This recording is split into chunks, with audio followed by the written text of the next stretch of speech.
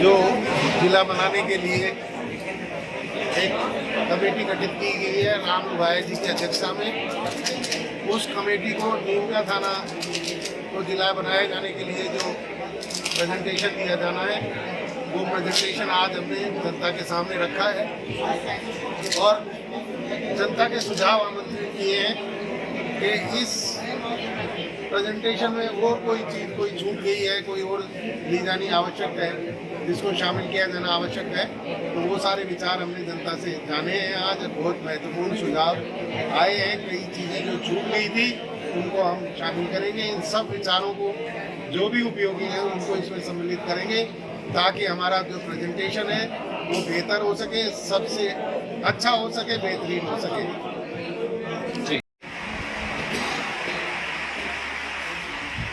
सम्माननीय सुरेश जी, हमारे लोकप्रिय विधायक, अध्यक्ष राजस्थान व्यापार मंडल, हमारी नगर पालिका के अध्यक्ष जी, प्रधान जी, उपाध्यक्ष जी, समस्त उपस्थित महानुभाव, सर्वप्रथम तो मैं एमएलए साहब और आप सबका बहुत बहुत आभारी हूँ कि आप लोगों ने इस मौके पे मुझे याद किया।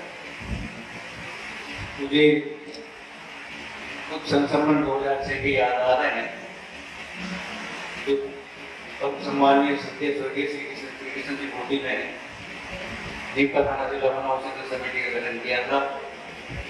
आप कुछ लोगों को शायद याद भी होगा, मोदी धर्मशाला में बहुत बड़ी मीटिंग का आयोजन किया गया था और फिर रामलीला मैदान में बहुत बड़ी सार्वजनिक सभा की थी और उसमें जिले की मांग को बहुत पुरजोर शब्दों में उठाया था।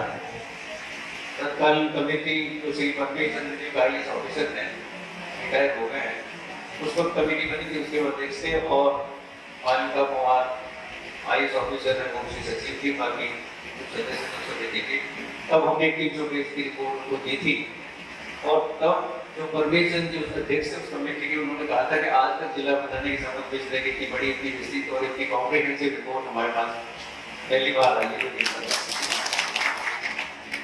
अब जैसे कि सुरेश जी की भावना है कि हम सब मिलकर, ये किसी व्यक्ति विशेष का काम नहीं है, आपका नेतृत्व है, हम सबका सहयोग है, हमारा सामूहिक प्रयास है कि अब जो रिपोर्ट है वो ऐसी रिपोर्ट हो जो हमें पहले सुनने को मिला, जो हमें उसकी एप्रिसिएशन मिली हो, इस रिपोर्ट को किसी भी जिले की हमें मिली नहीं थी, उससे भी ज्यादा सुंदर रिपोर्ट, ज्यादा कॉम्प्रिहेंसिव और हमारी बात को बहुत ही प्रभावी तरीके से सरकार के सामने रखने वाली रिपोर्ट हम बनाएं सब मिलकर। इसके लिए जितने भी सुझाव एमएलए साहब थे, एसडीएम साहब ने भी रिपोर्ट अलग से भेजी, सीकर कलेक्टर के माध्यम से सरकार को गई होगी, उन सबको देखा है, पुरानी अपनी रिपोर्ट थी उनको भी देखा है, वो सुझाव जो आए थे उनको भी देखा है और इन सब को सम्मानित करते हुए, इन सबको इनका संकलन करते हुए एक बहुत ही सूक्ष्म तरीके से अपन एक नैरेटिव रिपोर्ट नहीं बनाई है कि आप एक लंबा लेख लिखते हैं, ऐसा कुछ नहीं किया अपन ने, क्योंकि जब इस तरह की लेख के रूप में कोई रिपोर्ट बनती है तो गवर्नमेंट में जो अधिकारी है उनके पास ना तो कोई दिन होती लिखने की, ना उनके पास उतना समय होता है कि तसल्ली से बैठ कर एक एक पेज को एक लाइन को देखें। इसलिए बहुत ही सटीक रिपोर्ट जिसमें बिंदु जो है, मुख्य बिंदु जो है, मेरिट्स के बिंदु जो है उनको हम स्ट्राइक करें और वो बिंदु जब देखते बैठते हैं तो एट ए ग्लांस वो सारी चीजें एक नजर में सामने आती है। इसी तरह की रिपोर्ट बनाई है हमने और एमएलए साहब की जैसी भावना है, सोच है और आपने बहुत सही बात कही कि हर व्यक्ति के समझ की, सूझबूझ की, बुद्धि की सीमा होती है और जब बहुत सारे लोग अपने विचारों को, अपने सोच को, अपने विवेक को, अपनी समझ को एक जगह ला करके और कोई काम करते हैं तो फिर डेफिनेटली उसकी क्वालिटी, उसका गुणात्मक जो स्वरूप है उसमें निखार आता है और वही प्रयास हमने किया है। वो रिपोर्ट जो सूक्ष्म में तैयार की गई आपके सामने प्रस्तुत है और जैसा कि कपिल साहब कह रहे हैं कि जो भी नए बिंदु हैं हमारी नजर में नहीं आए, हमारी सोच तो समझ जितनी है उसमें नहीं आ पाए, वो आप लोग बताएं, उनको नोट करेंगे और इसको दोबारा पूरे नए सिरे से पूरी कास्ट करेंगे, उनको सबको समाहित कर देंगे उसमें। तो अभी मैं आप लोगों के समक्ष जो रिपोर्ट तैयार की गई उसको आप पेश करूंगा, आगे उसकी प्रक्रिया जो होगी वो यही है कि आप अपना सुझाव वगैरह जो भी है वो देते रहे। ये स्क्रीनिंग कमेटी है, इसका नाम है श्री राम भाई जिला स्क्रीनिंग कमेटी। ये राम भाई बड़ी सारी सरकारी जो रिटायर्ड है, जिनको इस कमेटी का अध्यक्ष मुख्यमंत्री जी ने बनाया है। वैसे तो ये पंजाब के जलंधर के रहने वाले मेरे से तो जूनियर अधिकारी रहे हैं, और इस कमेटी में 5 या 6 IAS अफसर और हैं।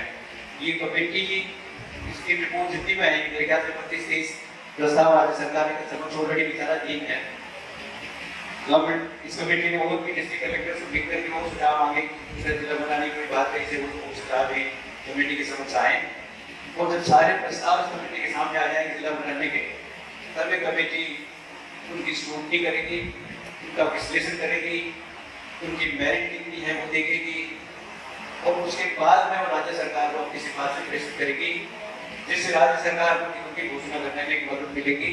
क्योंकि मेरिट के जितने भी बिंदु हैं, इम्पोर्टेंट बातें हैं, वो कमेटी की रिपोर्ट के माध्यम से राज्य सरकार के मुख्यमंत्री जी के सामने आएगी, और उसके बाद नए जिलों गठन की घोषणा की एक्सरसाइज होगी। मैं भी ये रिपोर्ट आपके सामने है।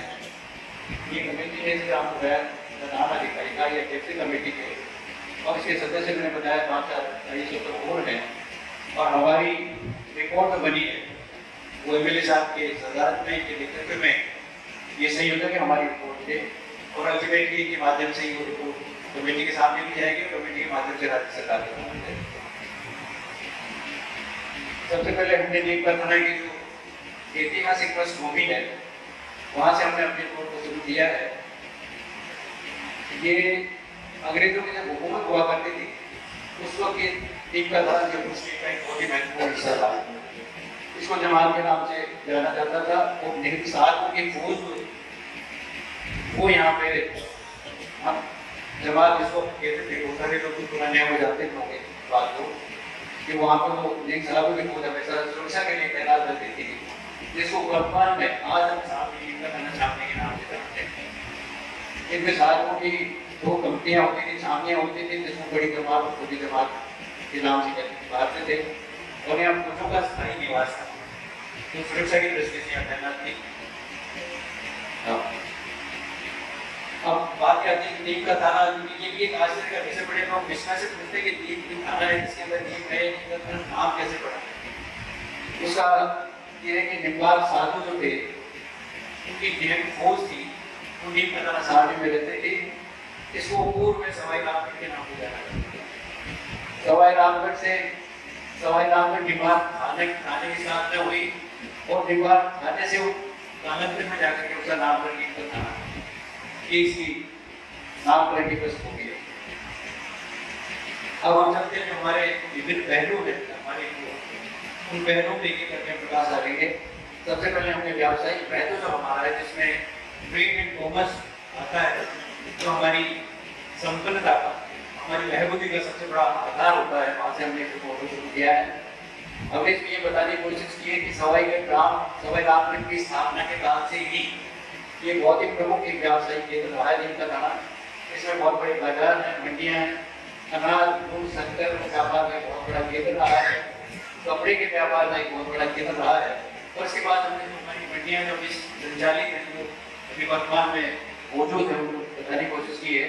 सबसे पहले हमने कपिल मंडी जो अपनी प्रमुख मंडी है और सबसे पुरानी मंडी है, व्यापार का केंद्र है, बाजार है, उसको बताया कि फोटो आपके सामने ये दिखाई है। उसके बाद सुभाष मंडी बताई है हमने, जिसमें सुभाष मंडी की ये पिक्चर्स आपके सामने है। उसके बाद सरकारी कृषि मंडी है, उसको बताने की कोशिश की। बेसिकली ये वो केंद्र है, मंडियाँ हैं, जिनमें ट्रेड और कॉमर्स व्यापार होता है, क्योंकि हम अभी व्यावसायिक भूमि बताने की कोशिश कर रहे हैं। तो इस सरकारी कृषि मंडी अपनी जिम्मेदारी खाने की। इसके अलावा 3 डिपो के औद्योगिक क्षेत्र हैं, जो मावा बड़वा बिहार के नाम में है, जहाँ पर विशाल औद्योगिक क्षेत्र है, बड़ी संख्या में वहाँ पर विशाल गोदाम है, और वर्तमान कई जिले और छोटे जिले में राजस्थान में जैसे जिले के और जिलों से भी बड़ा जो हमारा ये मुख्यालय है, कोल्ड स्टोरेज के गोदाम हमारे यहाँ है। अब आते हैं खनिज संपदा। कि माइनिंग के हिसाब से, मिनरल्स के हिसाब से नीम का थाना का पूरे हिंदुस्तान में अपनी पहचान है। इसमें दीर्घकाल से ही कड़ी क्षमता का एक बहुत बड़ा केंद्र रहा नीम का थाना। तांबे की बहुत बड़ी बड़ी खाने हैं यहाँ पे। इसका 21 किलोमीटर की लंबी पट्टी का एक दोहन क्षेत्र है जहाँ पे इसको बताया गया है। सोने की खदान और एक लंबी पट्टी में बताई कि जो गवर्नमेंट ऑफ इंडिया का geological survey of India department है उनकी सूचना के आधार पर तैयार रखता है इसको। इसी तरह से 59 हेक्टेयर के यूरेनियम के भंडार बताए जियोलॉजिकल सर्वे ऑफ इंडिया, जिसमें वर्तमान में इसको प्रतिबंधित किया हुआ है, कमीशन दी है इसको इस माइनिंग करने की। सोने के विपुल भंडार बताएंगे तो जियोलॉजिकल सर्वे ऑफ इंडिया की रिपोर्ट देती है। भारत सरकार का geological survey of India department है, वही रिपोर्ट देती है। तो लाली का बाग है, जयपुरा है, कुंडाला काम है।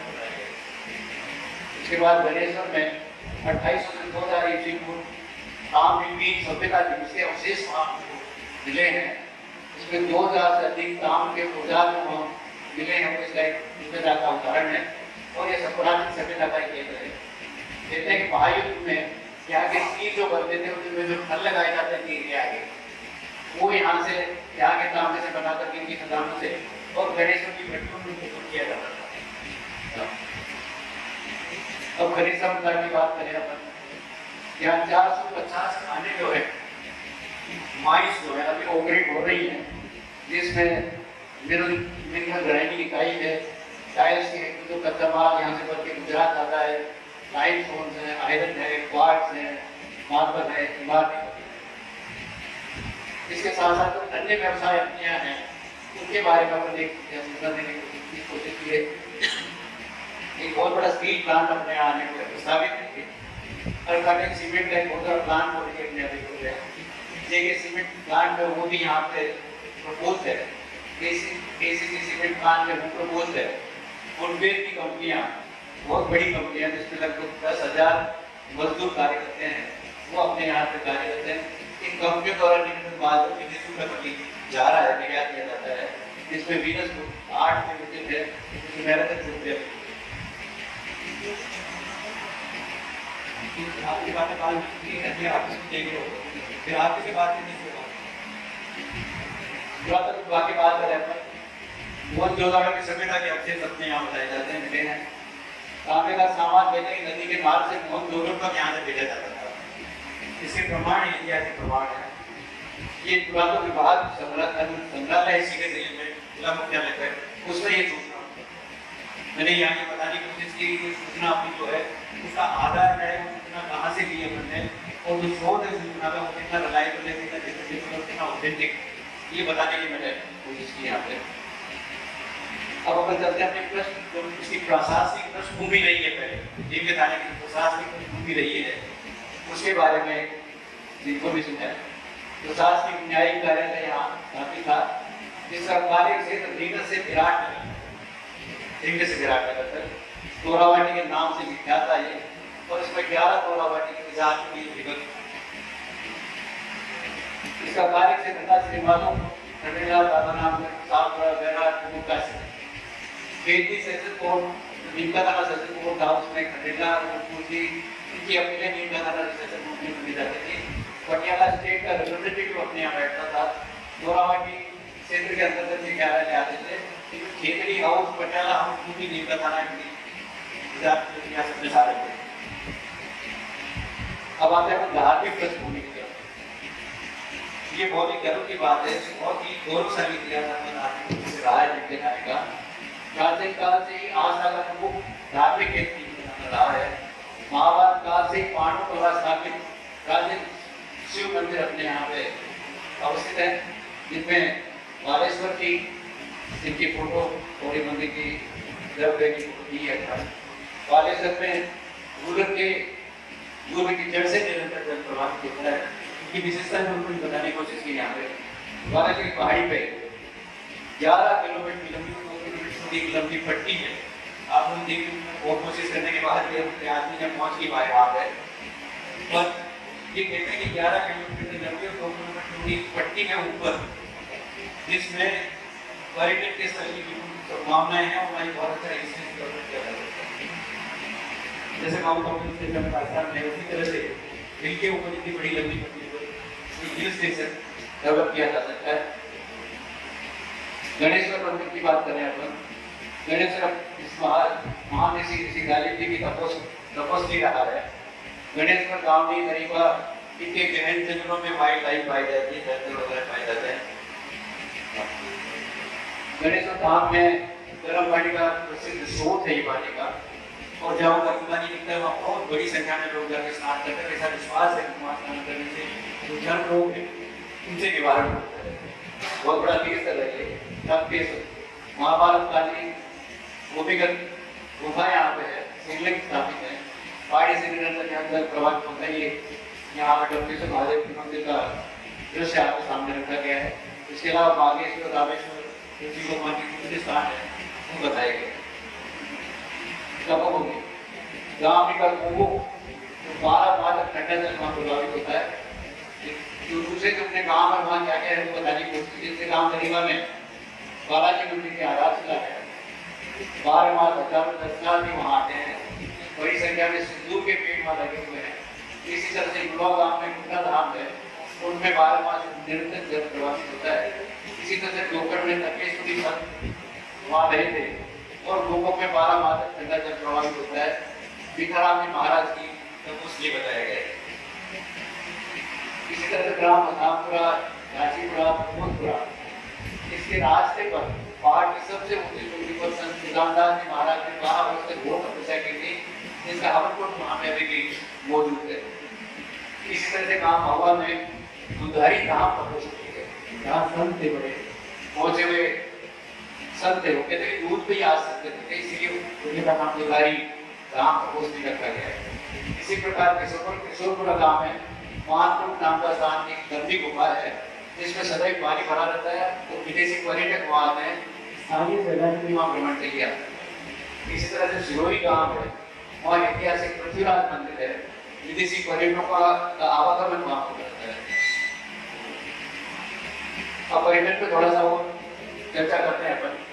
पर्यटन की बहुत ही विपुल समृद्ध है, यहाँ पे बहुत बड़ी संभावनाएं हैं, इसके विकास की काफी विपुल संभावनाएं हैं। गाँव कस्बे के पास में पीताम्बरी झील है, जिसकी 35 वर्ग किलोमीटर में फैली हुई है और एक लोक आरक्षण का केंद्र है। बरसात में उसमें पानी भरता है, उस वक्त क्या पक्षी मेला लगता है, दूर दूर के पक्षी आते हैं, लोग इनको देखने के लिए इकट्ठे होते हैं। अब आते हैं पुरातत्व प्रस्तुति। यहाँ विश्व प्रसिद्ध पाटन फोर्ट है, जिसका निर्माण पृथ्वीराज जी के नाना कटिंग बागों ने बनवाया था। ये किले की तस्वीर जो नीचे से बाहर से दिखती है अपने को, और ये अंदर का किले का जो निर्माण है उसमें उसको दिखाया गया। इस तरह से अरावली पर्वतमाला जो बहुत फैली हुई है अपने पूरे के पूरे नीमकाना सब में, उसके बारे में कुछ स्लाइड्स दिखाई, जैसे वो कितना घना जंगल है और कितना आच्छादित है पेड़ों से वगैरह। ये अरावली की तस्वीर है, इसमें बालेश्वर धाम के समय अरावली पर्वत में जिसका मैंने जिक्र किया वो पटरी 11 किलोमीटर वाली, ये बालेश्वर के पास में ही है। इसको आबू पर्वत की तरह माउंट आबू आपने देखा ही होगा, माउंट आबू की तरह अच्छा डेवलप किया जा सकता है। वर्तमान में ऋषि मुनियों की तपोभूमि रही है। अरावली पर्वत सुंदर है, प्राकृतिक छटा से समृद्ध है। अब हम इसकी भौगोलिक पृष्ठभूमि पे आते हैं कि अब यहाँ पे हम की सीमाओं की बात करते हैं। उत्तर में हरियाणा से हम सटे हुए हैं, उत्तर पश्चिम में केंद्रीय तहसील है झुंझुनू जिले की, दक्षिण पश्चिम में श्री माधोपुर तहसील है, दक्षिण पूर्व में शाहपुरा जयपुर है, पूर्व में कोटपूरी जयपुर है। वर्तमान में ये एरिया 1,18,882 हेक्टेयर बताया गया है। इसके अधिक भाग में अरावली क्षेत्र है। हमारे यहाँ पे नगर पालिका है, ये उनके काल से ही स्थापित है, संचालित है। पंचायत समिति हमारी नीम का थाना और पाटन में है, और जो वार्षिक औसत बताया जाता है अपने नीम का थाना में वो 853 किलोमीटर बताया गया। नीम का थाना भारत से अक्षांश और देशांत तक की परिधि पर अवस्थित है। आप 24 अक्टूबर 1995 की घटना को अच्छे से याद होगी, जब यहाँ का सूर्य ग्रहण हुआ था, पूरे विश्व में जिसकी चर्चा हुई थी और विश्व में प्रसिद्ध हुआ था, और संपूर्ण विश्व में केवल नीम का थाना में सूर्य ग्रहण देखा गया था। पूरे यूरोप, एशिया, अफ्रीका, अमेरिका के वैज्ञानिक यहाँ इकट्ठे हुए थे और वैज्ञानिक उपकरणों के साथ लंबे समय तक विश्व के मानचित्र पर जीवन का नाम दिखाया गया है। अब हम इसके प्रशासनिक तंत्र की बात करते हैं। जो वर्तमान में प्रशासनिक तंत्र अपने यहाँ उपलब्ध है उसकी बात करते हैं। प्रस्तावित जिले में न्यूनतम तहसील संख्या और उपलब्ध प्रशासनिक आधारभूत संख्या। अभी यहाँ पे एडीएम का ऑफिस है, एसडीएम का है, एसीएम का है, तहसील है, उप तहसील है, पंचायत समिति है। इनका तारीख से दिखाया गया है। ये अतिरिक्त जिला कलेक्टर का ऑफिस है, इसकी पिक्चर हमें याद आपके आधार में रखा है। नगर पालिका कंपनी है, न्यायपालिका, इसमें एडीजे हैं तो अतिरिक्त मुख्य अतिरिक्त जिला जज न्यायालय, अतिरिक्त मुख्य न्यायिक मजिस्ट्रेट न्यायालय, न्यायिक मजिस्ट्रेट न्यायालय। इनकी संख्या है, एडीजे की संख्या 4 बताई है। अतिरिक्त मुख्य न्यायिक मजिस्ट्रेट 5 हैं और न्यायिक मजिस्ट्रेट को 7। इसमें से यूनिफॉर्म का नेटवर्क है वो भी काफी अच्छा खासा जिनके मैनेजमेंट ऑलरेडी इनफ्रास्ट्रक्चर अवेलेबल है। ये न्याय के बोर्ड की पिक्चर आपको दिखाई गई। पुलिस प्रशासन के बारे में जानकारी के लिए यहाँ पे एडिशनल एसपी है, पुलिस उप अधीक्षक है, पुलिस थाना है, रेलवे पुलिस थाना है। इसमें संख्या दी है कि डीपीएससी 3 है, पुलिस थाने 12 है, रेलवे पुलिस थाने 2 है, आबकारी थाना 1 है। ये पुलिस के जो ऑफिस है, एसएसपी वगैरह के ऑफिस वगैरह है। नए प्रस्तावित जिले के राजस्व सिपाही मामले आंकड़े से संबंधित आंकड़े यहाँ दिए गए हैं। तो बहुत डिस्ट्रिक्ट में अपना नया जिला सीमा रखने की कोशिश कर रहे हैं। उसमें नीम का थाना में RI सर्कल 8 बताए हैं, नौबार मतलब इस तरह से बताए हैं, राजस्व गाँव इतने बताए हैं करके। नीम का थाना पाटन, खंडेला, श्रीमाधो रोड, विदर्भवाटी, केकड़ी और कुल संख्या RI सर्कल 55 है, वर्तमान मंडल 216 है और राजस्व धाम 678 है। केंद्र सरकार के जो संस्थान यहाँ पे कार्यरत है उनके बारे में सूचना है। आयकर धनकर अधिकारी कार्यालय, जवाहर नवोदय विद्यालय पाटन, मुख्य डाकघर, उपमंडल अधिकारी दूरसंचार विभाग, भारतीय जीवन बीमा विभाग कार्यालय, राज्य सरकार के जो कार्यालय यहाँ पे स्थापित है संस्थान उनके बारे में सूचना है। वाणिज्य कर अधिकारी कार्यालय, कृषि मंडी, क्रय विक्रय सहकारी समिति, सहायक अभियंता सिंचाई विभाग, सहायक खनिज अभियंता खनिज विभाग, भारतीय खाद्य निगम का वेयर हाउस, ब्लॉक मुख्य चिकित्सा अधिकारी, मुख्य ब्लॉक शिक्षा अधिकारी थाना पाटन, अधिशासी अभियंता सहायक अभियंता समाज कल्याण के विभाग, अधिशासी अभियंता तो सहायक अभियंता सार्वजनिक निर्माण विभाग, अधिशासी अभियंता व्यक्ति सहायक अभियंता ये कार्य। जिला सैनिक कल्याण यानी यहाँ पे वन विभाग के एसीएम, 2 क्षेत्रीय वन अधिकारी कार्यालय है, परिवहन कार्यालय, आबकारी कार्यालय, पुलिस आबकारी थाना है, महिला बाल विकास परियोजना अधिकारी है, ब्लॉक सांख्यिकी अधिकारी है, ब्लॉक सामाजिक सुरक्षा अधिकारी कार्यालय है, कोषीय कार्यालय, पंजीय कार्यालय, उपकार्यालय है। और ये सारे के सारे कार्यालय अपने स्वयं के भवनों में संचालित है और इनके सबकी अपनी खुद की भूमि भी इनके पास है, पर्याप्त भूमि सबके पास है। दिल्ली की बात करें, नया ऑफिस बनाना हो, बढ़ाना हो, करना हो, बढ़ाना हो या कुछ करना हो तो उनकी सबकी अपनी भूमि है, जिसमें अगर नया कार्यालय बढ़ाना हो या उसको एक्सपेंड करना हो, एक्सटेंड करना हो, उससे किसी के पास भी जमीन की कोई कमी नहीं है। इसी तरह से बैंक काफी, क्योंकि इसमें कॉमर्स और ट्रेड है, व्यापार है, लेन देन है, इसमें बैंकों की भूमिका बहुत ज्यादा होती है, आप समझ सकते हैं।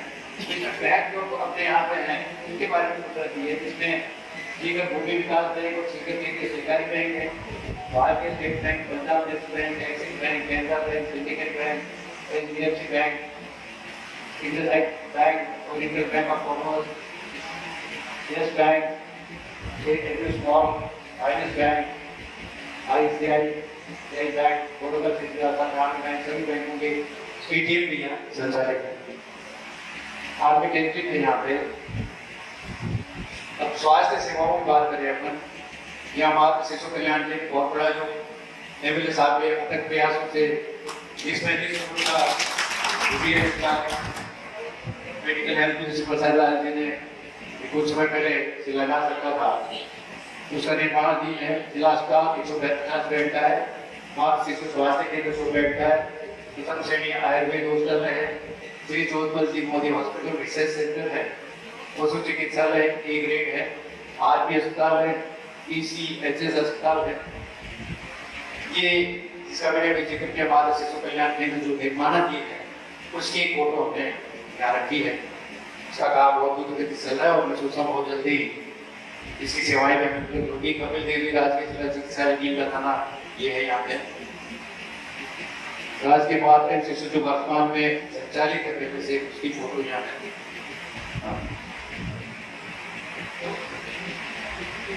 राजकीय प्रथम श्रेणी पशु चिकित्सालय है, आर्मी हॉस्पिटल है। अब अपनाते शैक्षणिक पृष्ठभूमि की शिक्षा के क्षेत्र में शिक्षा के कितने कॉलेज स्कूल वगैरह वगैरह हमारे यहाँ उपलब्ध है, उनके बारे में आपको जानकारी दी गई इसमें। राजकीय स्नातकोत्तर महाविद्यालय है, राजकीय स्नातकोत्तर महिला महाविद्यालय है, राजकीय संस्कृत महाविद्यालय, राजकीय महाविद्यालय क्वार्टर में है, राजकीय कृषि विश्वविद्यालय प्रथमपुरी में है जो आपने अभी सूचित करवाया है। और यूनिवर्सिटी होना अपने आप में बहुत बड़ी बात है। यूनिवर्सिटी कोई छोटी चीज नहीं होती। यूनिवर्सिटी एक बहुत ही बड़ी शैक्षणिक संस्था होती है। इसमें संस्कृत काल के पहला मतलब राज्य कृषि विश्वविद्यालय प्रथमपुरी है, 28 PG कॉलेज है, प्राइवेट कॉलेज, 9 BEd कॉलेज है, ITI है, कोचिंग संस्थान है यहाँ पे। ये श्री चिदंबरम पटवारी राजकीय स्नातक महाविद्यालय की फोटो यहाँ दी है। राजकीय कमला मोदी महिला महाविद्यालय की फोटो है। ये मेरे गांव में मेरी माता जी के नाम से मैंने भी एक PG कॉलेज खोला है, उसकी फोटो है यहाँ पे। ये सीताराम जी मोदी राजकीय शास्त्री संगीत संस्कृत महाविद्यालय नीमका थाना, ये जवाहर नवोदय विद्यालय क्वार्टर है, ये पंचायत समिति सार्वजनिक पुस्तकालय नीमका थाना है। अब विश्वविद्यालय ये जिले के परिप्रेक्ष्य में बहुत बड़ी बात है और इसका एक अहम स्थान विश्वविद्यालय, जैसा कि मैंने बताया अभी MLA साहब ने बड़े प्रयास करके प्रदेशपुरी में ढुकवाया कृषि विश्वविद्यालय, राज्य सरकार ने स्वीकृत कर दिया है। हमने अपने स्तर पे जेल विश्वविद्यालय के नाम से किसी विश्वविद्यालय के लिए गवर्नमेंट ने एप्लीकेशन लगा दी है, उसकी भूमि वगैरह सब हमने खरीद दी है और जो भी राज्य सरकार की परमिशन मिलेगी हम यूनिवर्सिटी से करेंगे।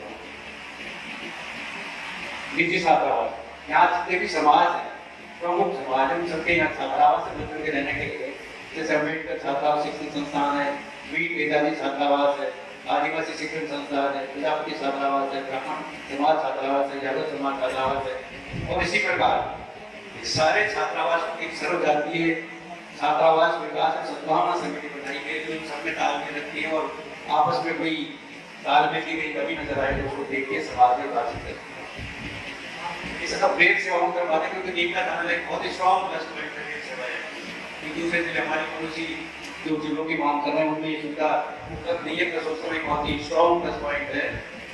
नीमका थाना रेलवे स्टेशन जिसमें 2 रेलवे ओवरब्रिज है, निर्यात के लिए बड़ा इनलैंड कंटेनर डिपो स्वीकृत हो चुका है, यहाँ पे डेडिकेटेड फ्रेट कॉरिडोर है, नया कोई स्टेशन अलग से स्वीकृत हो गया है। अब प्रतिदिन जो रेल सेवाओं का आवागमन है उसके बारे में यहाँ रोज 12 ट्रेनें यहाँ से पास होती हैं, ये यात्री ले रहे हैं और बार-बार कुछ ट्रेन है, हर प्रति 7 मिनट में ट्रेन यहाँ से निकलती है और प्रतिदिन कम से कम 90 से 100 ट्रेनें यहाँ से पास होती हैं। और यात्री जो यहाँ से बोर्ड करने बैठते हैं तो ये उतरते हुए 5,200 में आगे रेलवे विभाग से की है। अभी नीमका थाना के रेलवे स्टेशन से जो दूरी है वो बताइए कि सीकर यहाँ से 80 किलोमीटर है, जयपुर यहाँ से 116 किलोमीटर है, दिल्ली यहाँ से 229 किलोमीटर है और मुझे यहाँ से 50 किलोमीटर है और पाटन के साथ ज़्यादा। अब आगे अपने संपर्क जो कनेक्टिविटी कहाँ से जुड़े हुए हैं यहाँ पर रेल सेवाओं से। मुंबई 3 ट्रेन जाती है, दिल्ली 4 ट्रेन जाती है, चंडीगढ़ 2 ट्रेन जाती है, एक उदयपुर ट्रेन जाती है, अजमेर 4 ट्रेन जाती है। ये रेलवे स्टेशन की कुछ फोटोग्राफ हमने यहाँ पे रखे हैं। ये ओवरब्रिज है, ये रेलवे स्टेशन है, रेलवे स्टेशन है सारे, ये रेलवे स्टेशन के फोटोग्राफ आपके सामने रखे हैं। अब बस सेवाओं की बात करें नीमका थाना बाईपास पहले से अपने आप उपलब्ध है, दूसरा बाईपास स्वीकृत हो गया है। 2 रोडवे के बस स्टैंड है यहाँ पे, जहाँ से बसों की संख्या रोज 200 प्रतिदिन वहाँ से निकलती है और जो यात्री बसों से आते जाते हैं करीब 9,000 प्रतिदिन। अब इसकी कनेक्टिविटी कहाँ में संपर्क अपना जयपुर, दिल्ली, सीकर, दिल्ली, सिंगाना, छावड़ा, वगैरह वगैरह, नागौर, अहमदाबाद, मालवा, ये सारी यहाँ से हमारी कनेक्टिविटी है। कोई भी यात्री हमारे यहाँ से आ जा सकते हैं, नहीं तो ये बस स्टैंड है, सरकारी बस स्टैंड है, उनके ये प्राइवेट बस सेवाओं का जो नेटवर्क है अपने यहाँ पे, उसके बारे में इंफॉर्मेशन दिए। नीमका थाना बाईपास की बात हो भी, प्राइवेट बस स्टैंड 5 अवेलेबल है अपने यहाँ पे, जहाँ से बसों की संख्या प्रतिदिन 150 है और यात्रियों की अनुमानित संख्या 8,000 है। और हमारा संपर्क जो है कनेक्टिविटी है, जयपुर से, दिल्ली से, अहमदाबाद, राजस्थान की बहुत सारी जगह ऐसी है जहाँ से कनेक्टिविटी, जहाँ हमारी यहाँ से बसें जाती हैं और आती है। ये अब बात आती है हवाई सेवा की। अभी हवाई सेवा कोई ऐसी उपलब्ध नहीं है, पर बवाई के पास में 15 किलोमीटर चाइनीज स्पीकर को देखना पड़ेगा। यहाँ से 15 किलोमीटर दूरी है वहाँ की, और बहुत लंबी हवाई पट्टी पहले से ही प्रोवाइडेड है वहाँ पे। जब कभी भी एयरपोर्ट की इस तरह कोई बात होगी तो ये जगह बहुत ही उसके लिए उपयुक्त है और इस जगह को उसके लिए यूज किया जा सकता है। इसी तरह से जो साहिब सिंह जी वर्मा का स्वाभिमान संस्थान है राणासर में, उसमें हेलीकॉप्टर बना हुआ है, जहाँ पे कभी सीएम के लिए हेलीकॉप्टर वगैरह भी वहाँ उतरे और वहाँ से उतरे, इस पर टीका भी उपयोग किया जा सकता है।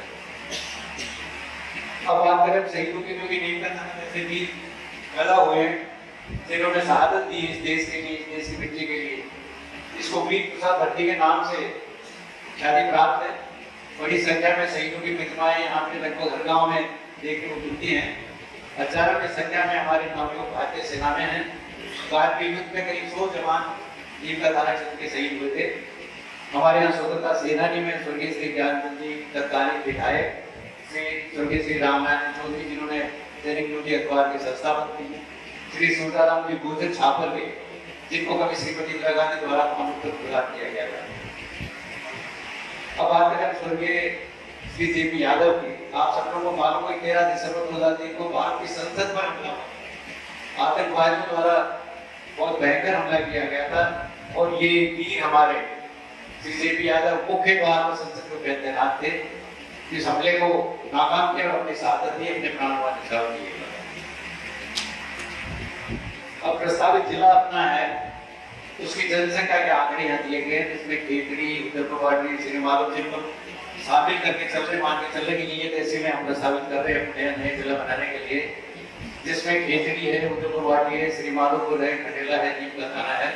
इन संपर्क क्षेत्र पर दिखाया है, कुल जनसंख्या बताइए, पुरुष महिला ग्रामीण ये सारे बताए यहाँ पर, इनके टोटल यहाँ सबका दिया गया है। यहाँ पे करीब ये फिगर है तो 22 लाख है।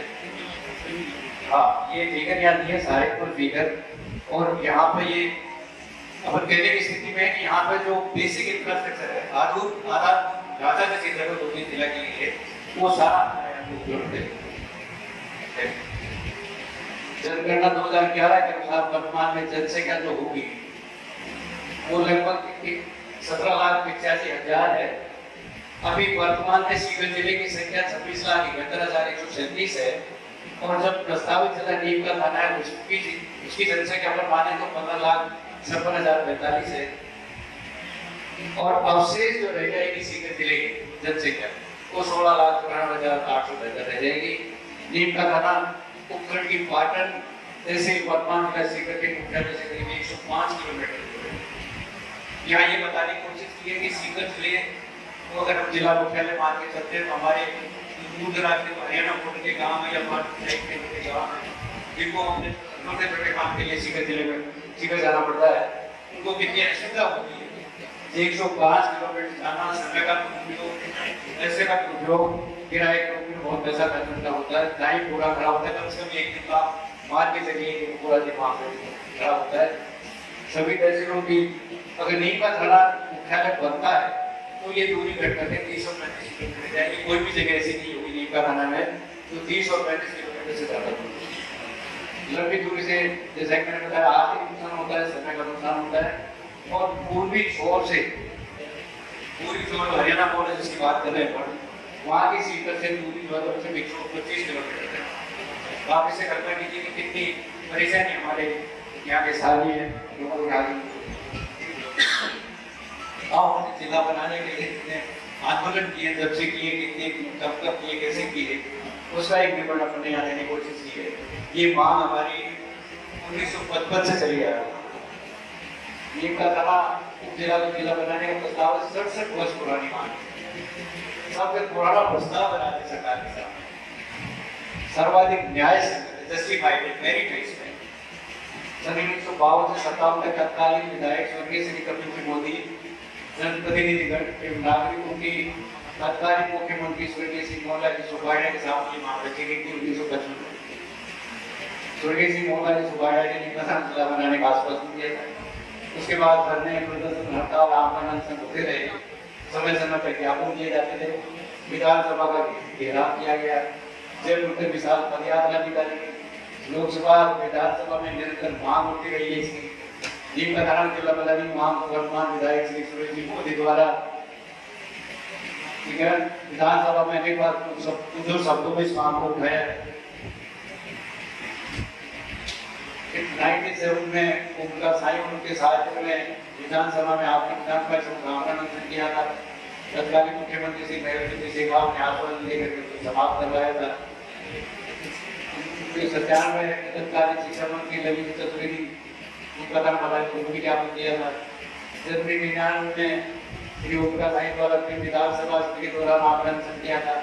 तत्कालीन तो वर्तमान मुख्यमंत्री अशोक गहलोत द्वारा उनको आश्वासन देकर खत्म करवाया था। इसी तरह से प्रधानमंत्री इसी तरह से फिर ज्ञापन गहलोत जी को 99 में, 2003 में फिर आमरण हुकूमत कार्यालय में, फिर 2003-04 में स्टेशन सर्किल पे आमरण, फिर 2003-04 में फिर धरना प्रदर्शन स्टेशन सर्किल पे, फिर आमरण तत्कालीन वर्तमान मुख्यमंत्री अशोक गहलोत को ज्ञापन दिया। अब फिर मई 2008 में आमरण में उनका 25 दिन तक 5-6 में सभी वर्ग, सभी समाज संस्थाएं, जनप्रतिनिधि प्रस्ताव पास किए थे। करीब 25-26 संस्थाएं ऐसी थी जिन्होंने प्रस्ताव पास किए थे। ये हमने नीम के थाने की ये बाउंड्री है जो नया जिला प्रस्तावित कर रहे हैं। इसमें प्रस्तावित जिला ऐसी बाउंड्री है जो भी सीमाएं मैंने भी आपको बताई है। ये अभी जो पिछले दिनों ज्ञापन श्री सुरेश जी मोदी के नेतृत्व में जो ज्ञापन प्रस्तुत किया, जितने जनप्रतिनिधि थे, प्रधान साहिबान, यहाँ की नगरपालिका अध्यक्ष वगैरह जितने भी थे, उन्होंने संघर्ष में शायद किया था। ये ज्ञापन उनका दाखिल की तरफ से किया था। ज्ञापन सन 2007 से परवेश आईएएस की अध्यक्षता में गठित तत्कालीन जिला बनाओ स्क्रीनिंग कमेटी की समिति 300 पेज का ज्ञापन प्रेषित किया गया था, जिसको करीब 70 संस्थाओं और हजारों नागरिकों द्वारा हस्ताक्षरित था। हम सभी मापदंड पूरे करते हैं, चाहे वो भौगोलिक हो, चाहे वो आर्थिक हो, चाहे वो सामाजिक हो, चाहे वो भौगोलिक हो। ये वो डीप में बताया कि कौन कौन सी संस्थाएं थी जिन्होंने प्रस्ताव पास किए थे, बाकायदा उनमें पंचायतें थी, उनमें नगरपालिका थी, जितने भी सबने प्रस्ताव पास किए थे और उनका एक संक्षिप्त में यहाँ विवरण दिया गया कि किन किन्होंने प्रस्ताव पास करके वो 2006 में जो ज्ञापन दिया था, रिपोर्ट दी थी स्क्रीनिंग कमेटी के सामने, उसका एक संक्षिप्त विवरण दिया गया है।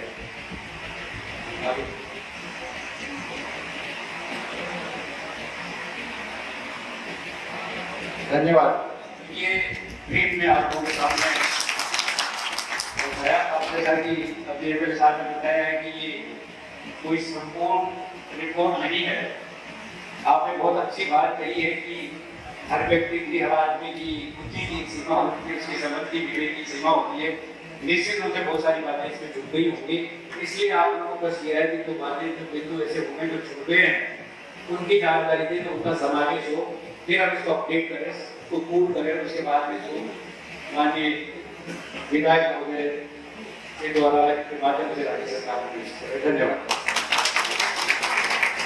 चार मतलब चार मिनट के खड़े हो जाए, जो जो बोलने की इच्छुक है उनके नाम पे अपनी मर्जी से खड़े हो जाए, कागज की सीमा यहाँ से नहीं, कागज दे दो, चार मिनट के चारों कोनों में खड़े कर दो।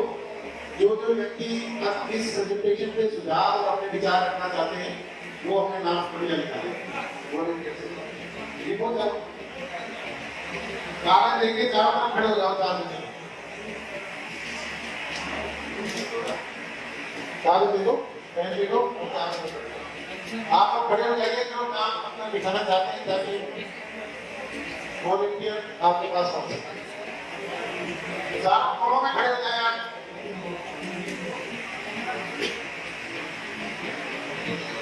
अमित एक कोने में तुम हो जाओ, एक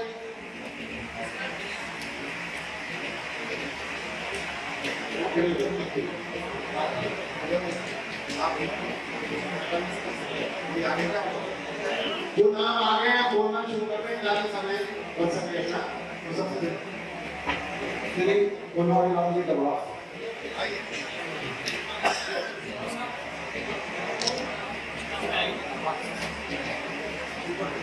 मेरा बोले आप सबसे निवेदन है कि जो बात इसमें शामिल हो गई है उसके दोहराने के लिए समय ना लें, और अगर कोई आपके नाम लिखाने के बाद भी कोई व्यक्ति अगर उस बात को रख देता है मंच के माध्यम से तो रिपीटेशन करने के लिए आप समय ना लें, अपना नाम उसमें से कटवा लें। अगर आपकी आदरणीय सुरेश जी मोदी